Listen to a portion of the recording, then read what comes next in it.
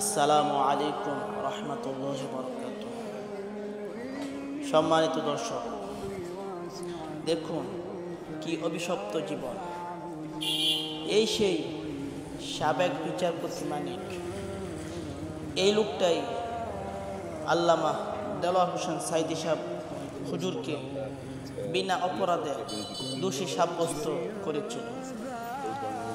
পুরো বাংলাদেশ দেখুন আল্লাহর বিচার।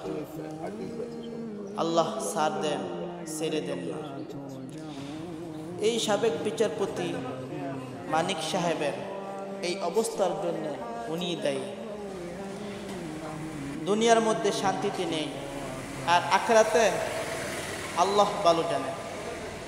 যারা যারা এই ভিডিওটা দেখছি এবং কথাগুলো শুনছি, সবাই শিক্ষা নিন।